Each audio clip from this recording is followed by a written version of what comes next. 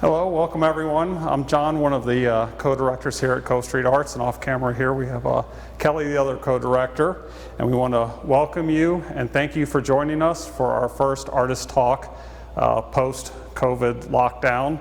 And a special thanks to Eileen Gillespie for being the first artist to give a talk for us post-lockdown and to try it out here online live streaming. So Eileen's going to talk for a while, and you can enter your questions on Facebook, and we will have a question and answer session at the end. So we're, very excited to have Eileen Gillespie here, an accomplished Portland-based painter whose joyful, immediate, and vibrantly expressionistic oil paintings are featured in our Floriography exhibition. Ms. Gillespie's work deals with structure and light found in architectural and natural surroundings. Her drawings and paintings focus on pattern, geometry, and composition, nurturing a long fascination with the abstract qualities of natural and man-made forms and the material effects of light. A year studying in Rome with the European Honors Program at Rhode Island School of Design, where she earned her BFA, marked the genesis of a career-long interest in architecture and structure and nature as a subject for her work. She received her MFA in painting at the University of Pennsylvania, where she studied with Neil Welliver.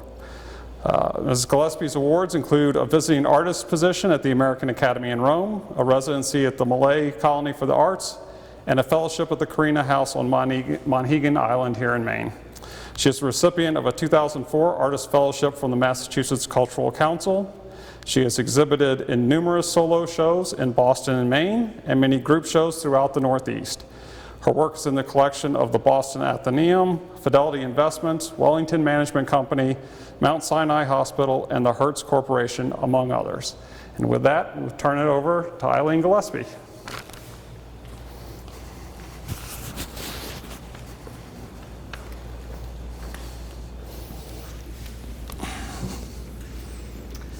Hello, everyone. First of all, I'd like to thank Kelly and John for including me in this exhibition in this beautiful gallery. It's really been a thrill to work with them, and I'm really excited that the work is up on the walls, even though it's a few months late. Turn it over to Eileen. I want to start by just going back in time to let you know why I became an artist and bring you sort of up to today. As a child, I grew up in New York, and I used to draw my bedroom a lot. So it was always about not the objects in the bedroom, but I actually just drew the room and I drew the space. And so I was always interested in doing that. And this was work I did that had nothing to do with an art class. Eventually I ended up in art school after a great run in high school with a great high school art teacher, and I ended up at RISD, where I learned to draw. And I spent basically the 4 years at RISD drawing. I had an incredible drawing teacher named Joanne Stryker, who influenced the way I thought about drawing spaces. And she saw that I would draw architecture and spaces, interiors, and ended up encouraging me to do an independent study so I could pursue this drawing of architectural spaces. And that led to sort of a career-long interest in working in series. So I learned that in college. And my senior year of college, I went to Rome. And Rome was probably one of the biggest influences of my life. It's the architecture, the space, and the light. I spent a year there studying with RISD, and that work to this day has stayed with me. My time in Rome also came back when I went to the American Academy in the early 90s, and I studied more architecture and did more drawing. But before that, I went to graduate school, where I studied with Neil Welliver, and was sort of introduced more to landscape. And part of it was looking at his work and also spending time in Maine. I grew up spending summers here and was very influenced by the landscape and also by many artists who painted in Maine, including many of the early American modernists, especially Marston Hartley. So my work at the time was a lot in black and white. I did a lot of charcoal drawing, very dark, very deliberate. I sort of knew where I was going with the work when I started making an image. I had an idea, and then followed through with many, many, many works in that series. I feel like I have series upon series upon series, and oftentimes the work evolves from the last series. And that's basically how I've worked my entire career. I've moved a lot, and every time I move, my work changes because my work is always about place. So the architectural work was about place, a place where I was. It was about my bedroom as a child. It was about my apartments in college. It was about the architecture and interiors of Rome. And then I moved to New York, and it was about the architecture of New York. I moved to Boston after I got married, and I painted bridges leaving New York to Boston. So it was about leaving New York City and moving to Boston. I painted bridges for 15 or 20 years. Then I left Boston and another bridge, went to Connecticut for about 10 years, and then finally landed back in Maine. And I feel now I'm very extremely inspired by nature. I live in an area that has a lot of open space. I walk every day. I gain all my inspiration from those walks. And when I sort of grab onto a subject matter, I often exhaust it beyond belief. And with some of the landscapes, I in recent years worked in aerial views, looking down on landscape, and then looking very closely at landscape, very close to your face. So it's sort of the point of view, and a point of view that I take at different times while I'm out walking in nature. I'm generally a studio painter. I sometimes sketch outside. Sometimes I work from photographs that I take, and the wonderful iPhone cameras now are incredible. So I do take a lot of pictures and oftentimes work from them. So that's sort of how I've arrived back in Maine. And I would love to take you on a little tour of this exhibition. And we can start, excuse me, with this painting here called Fall Beauty. This was the first in this series of paintings of flowers. And I was in my studio here and I had many dried bouquets of flowers that had been fresh bouquets, and I let them die. And they were so beautiful to look at. And I had many of them around my studio.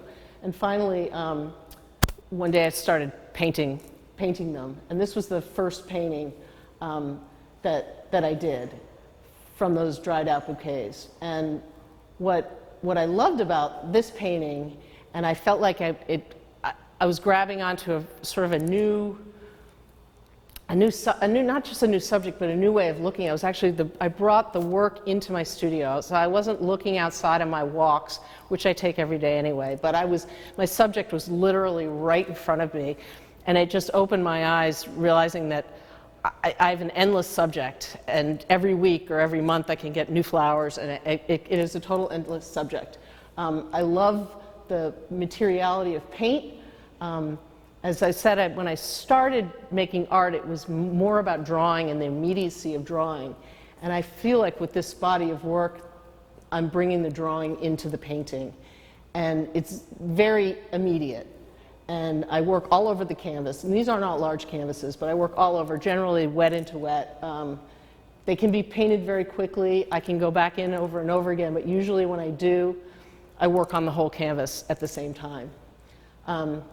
This painting, Floral Abstraction, the impetus was the color orange for this painting. So I painted the orange March, which was, I believe was sort of a dried up zinnia flower. And then the painting just took over, which is often what happens. And I don't always necessarily have a perceived idea of what exactly the painting is going to look like, but there was something, a spark in these flowers that made me want to make this painting.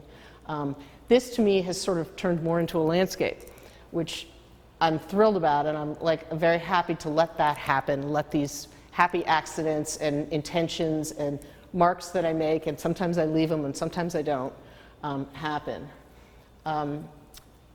This painting, Fall, also one of the earlier ones that I did, I struggled with actually for quite a while and kept scraping off the paint and putting it back on, and then I'd walk away and I'd come back the next day, and finally I feel like I arrived at this painting that I absolutely love. I think it's really fresh. It's got a lot of different kinds of brush marks on it. I love the color. But this was all I was getting from what I was looking at, and then the painting itself starts talking to me and it tells me what to do. And so I feel like when they're successful, they really turn out to be beautiful. So this painting, Color Riot, is another one that really came together quickly at the end, but I worked on it a fair amount. And I love the movement in it, the gesture in it. I love the color in it. I feel like my use of color has improved over the years, and I'm really embracing that now, and I think a lot of that has to do with living back in Maine and seeing the landscape and really looking. So that is a favorite of mine. This painting, called Garden at Dawn, this is more an example of I had a pod, like it might have been a poppy pod, that I started painting, and I loved the form of it, and then the painting just took over, and to me this is more of a landscape. And this is not what I intended on painting, but I love the way it turned out. I feel like it's a successful painting. I think the colors have worked really well. They're kind of unusual. And so I was very happy with the way that painting resolved itself. Over to Harvest Bouquet. I still actually have this bouquet in my studio, even though it's probably over a year old, and it's still in the same vase that was in. And as a matter of fact, I moved it today, and these still floral forms, dried floral forms, are still there. So I may paint this one again. Once again, I'm working with gesture and color, and it's the visceral quality of paint to create kind of a composition and a world unto itself. So that's Harvest Bouquet. Over here, this is a painting that I feel like is a direction I may take some of my work. It's a little different than the others. It's quite lightly painted, but I feel like that I've really brought the drawing and the painting together in this. I was drawing with the paint, and I left it quite minimal of the amount of paint on it. It's not very thick, but I think it's pretty successful, and I was pretty happy with that painting. This painting, called Color Cache, is also another favorite. It also, I feel like, is very dimensional and almost landscape-like. Also just taken from direct observation of flowers and floriforms, and then working within the rectangle to create a painting and a composition that I'm happy with. So sometimes it's hard to know when to stop. Sometimes you take them too far, but I feel like I thought this was pretty successful as a painting. So I'm going to bring you guys over to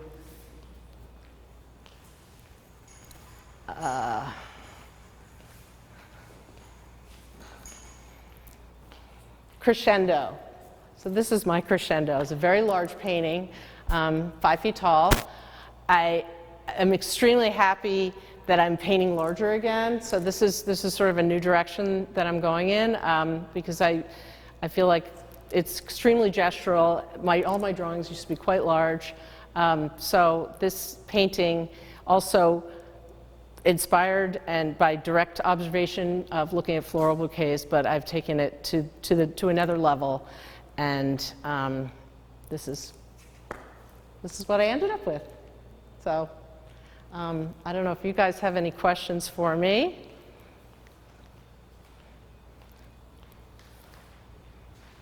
I'd be happy to answer.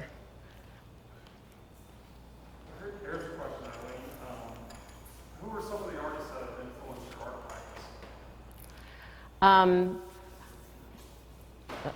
Are you on? So now with the microphone, who are some of the artists who have influenced your art practice? I've been heavily influenced by the early American modernists, painters, Marston Hartley, Arthur Dove, John Marin, and of course Winslow Homer, who's not really a modernist, but so painters that painted in Maine. Early in college, I was influenced by Matisse, Bonnard, a lot of French painters, and I feel like every time I've gotten into a certain genre, like when I was drawing the architecture in Rome, I was mostly influenced by architectural drawings, actually ancient architectural drawings. And with the flower paintings that I'm doing now I'm starting to look at flower painters, but I didn't really look at them before. So I'm influenced by different artists all the time. I'm looking more at female artists now. Back in college and even graduate school, women artists weren't really that,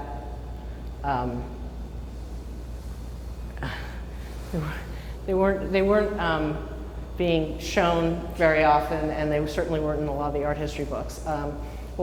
So in learning about Arthur Dove, I learned about his wife, Helen Torr, and learning about de Kooning, I learned about Elaine de Kooning. Jackson Pollock, I learned about Lee Krasner, and of course one of my favorite painters is Joan Mitchell, who I just love, and I look at her work all the time. And maybe you can see some of her work in my work. I think that influences come everywhere. They come from everything. So a question from Dylan. What's your favorite part about painting floral images? Well, I mentioned before what I love about painting flowers is I have these in my studio. I have them right at hand. I don't have to travel anywhere. I don't have to take photographs. I mean, they're really right in front of me, and I'm looking at them. I don't really work outside.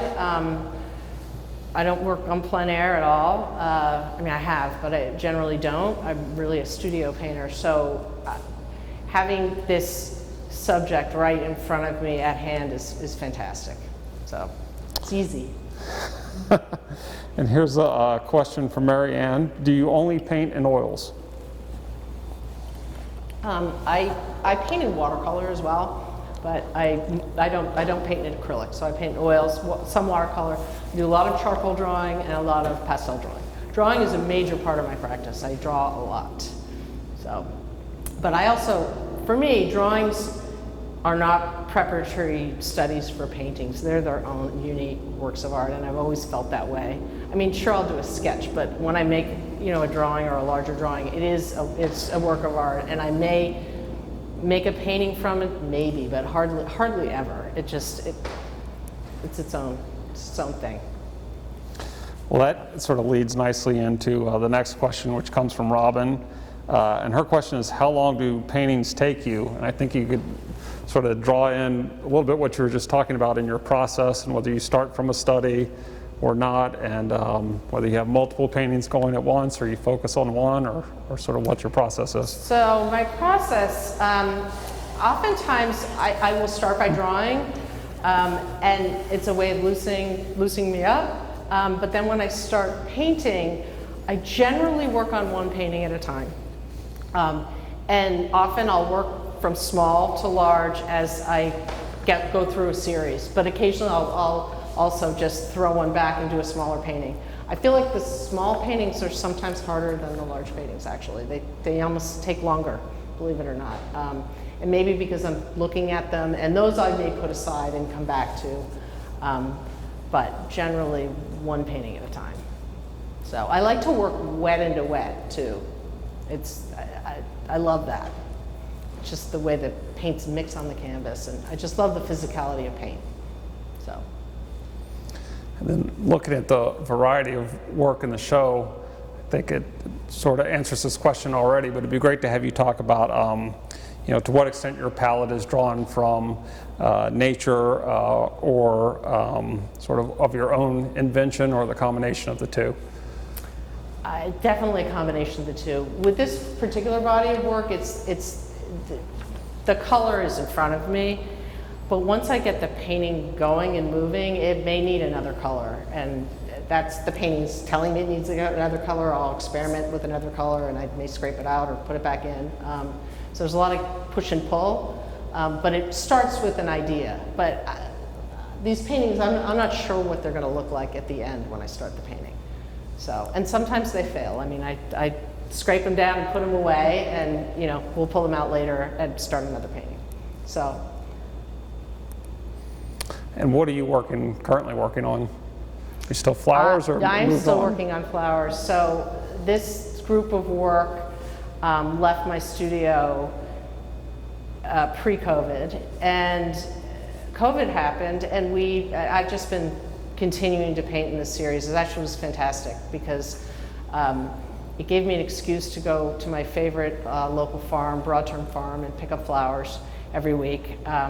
And that was something to do when most of us weren't leaving the house to do much. And I have a studio at home, which I'm really fortunate. So I've continued with this series, and I'm really pleased with the work. I'm really happy with what I'm doing. So it's great. And there also seems to be an atmospheric quality to this work in particular and to previous bodies of work. Is that a conscious decision to have the forms emerging from an atmosphere, or is there some other significance to that?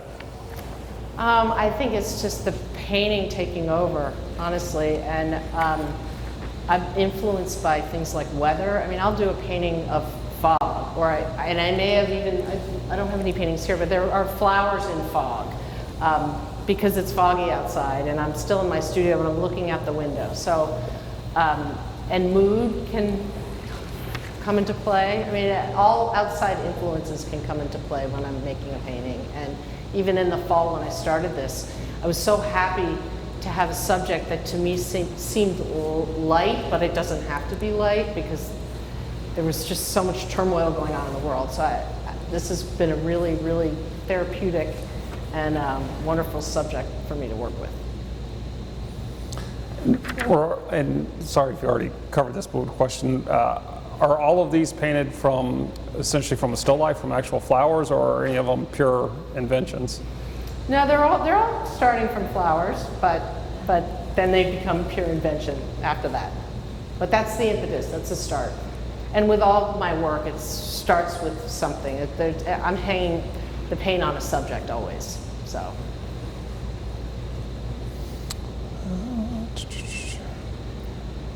So I think this is just a question that and you answered it a little bit, but a question everybody has on their mind these days. You know, how has COVID impacted your art practice? I mean, obviously the flowers, you talked a little bit about that, but otherwise, sort of what's the impact been? You know, in the beginning, I felt grateful that I had a studio at home. I can't say that I have more time to paint, although I know some people do, or you feel like you're home all the time. But then COVID caused other things to come to the forefront with the family, which took a lot of time. And everyone's home all the time, which didn't happen before. So, but it's you know, I'm not more productive than usual, but not really less either. So.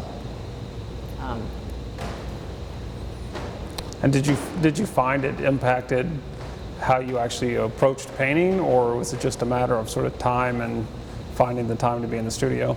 Well, I was getting larger with the canvases, and then COVID happened and I got smaller again. And so that might have something to do with it, because I felt like my time, I had longer space in the studio, but then I had to stop and go do this, and we're always concerned about, you know, procuring food, and there's a lot of cooking going on. So we were being creative in other ways in our house. But I still feel lucky that I'm painting, very lucky. Yeah.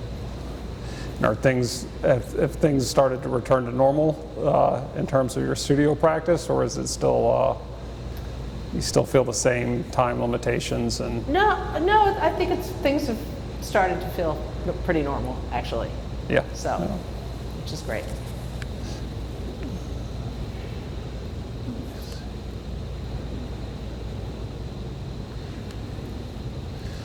And then you had talked about some of your influences. I think you just started to touch on it. If you had any particular influences, specifically for the flower paintings, as opposed to just sort of overall.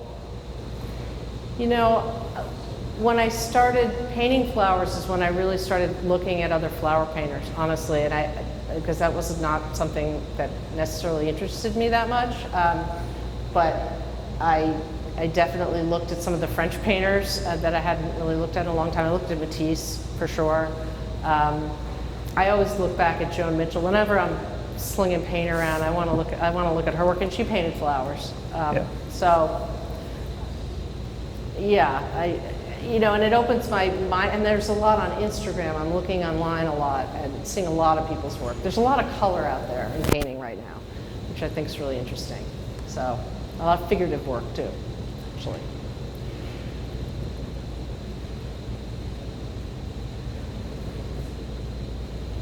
When COVID's over, are you going to start working big again? Do you feel the urge to do I do. I love Crescendo. I do, actually, I do. And I have some canvases, so I am planning on scaling up again. Great. I can't wait to see. Yeah, I've already started a few, so, yeah.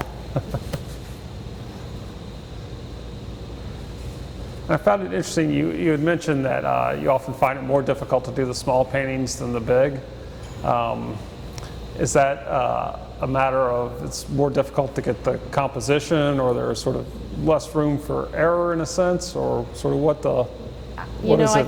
I think when you're working on a larger canvas, you can make marks and then you can go to another part of the canvas and not, where a smaller canvas, if I make a large mark and it doesn't feel right, I have to wipe it off, or it dominates the whole painting. So I feel like I'm more willing to leave things alone in the larger paintings, and then in the end I'm really glad I did oftentimes.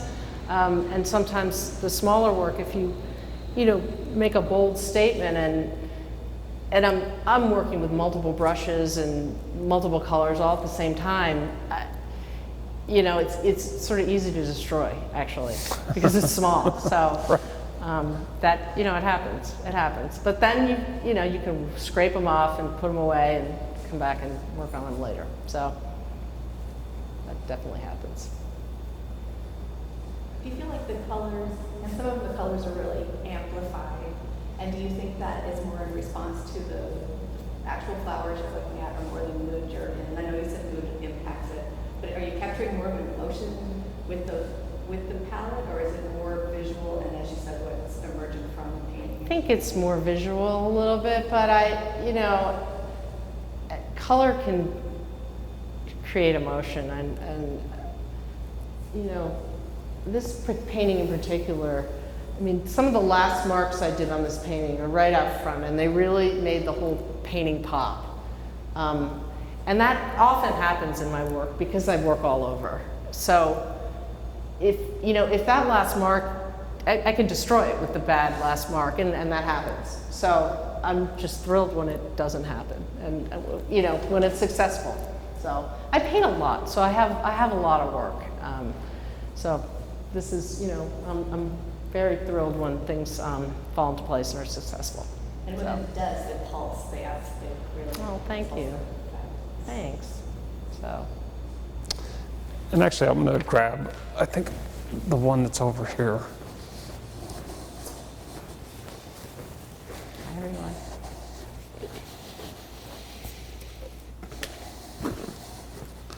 So I think this sort of goes nicely with the next question, and it sort of is what Kelly was going with about mood and color, but it also, there's such a variance in sort of abstraction between the work, and this seemed like a good example where it's going more to the abstract side, and then, of course, much more with the pulsing color. Well, this is also reminding me a little more landscapey, and the landscapes often that I paint don't really have a horizon. They're really all over, and you're kind of closely looking at something. And this I find falls in that category of no horizon. It's flowers, it's floral forms, it looks botanical. And this one, the color, I mean, the title, all the titles come last. I titled them after I finished them, but the electric light for this painting is because that's what, to me, it looks like.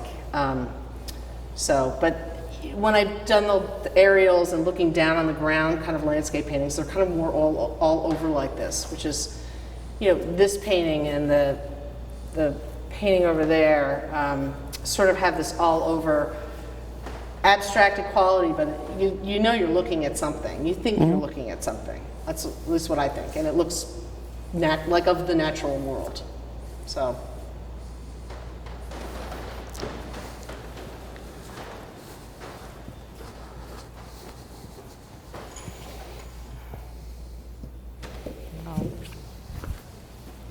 This is maybe not a great question.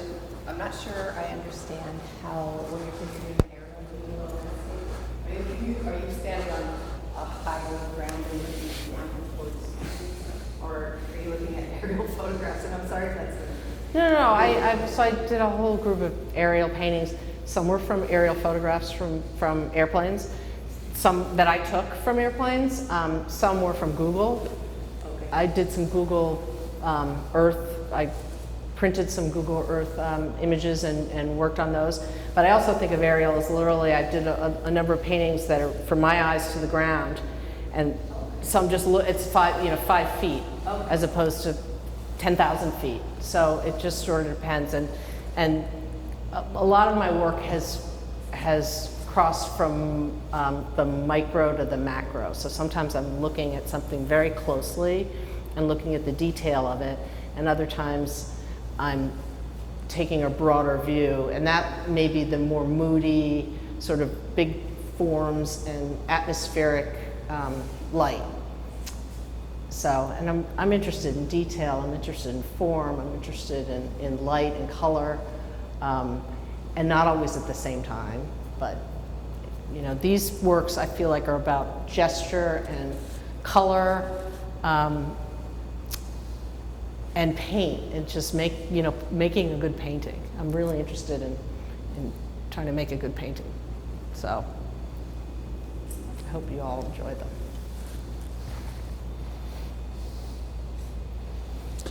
And in terms of when you're deciding, since you are painting from a still life, is that driving, for instance, we're talking about you're going to move back to larger paintings, and COVID sort of had reduced the size out of necessity almost.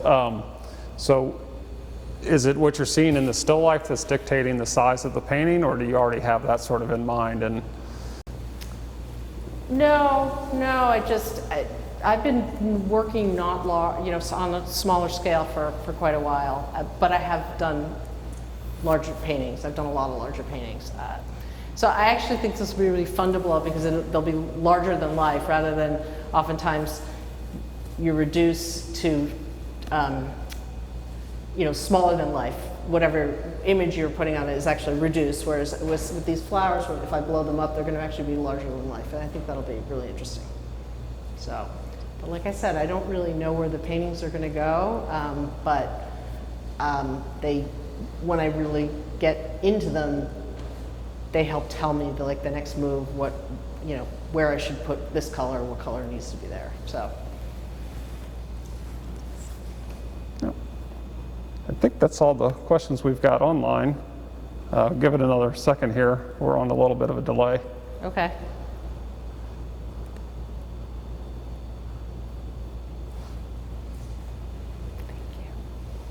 Yep, I think that's it. So I want to Thank you guys all for tuning in. I hope this was helpful. And the show's up through Saturday, and it feels really safe in here. It's a nice big space. So hopefully some people can come in, and I'm just thankful to John and Kelly for this wonderful opportunity. Thanks for having me.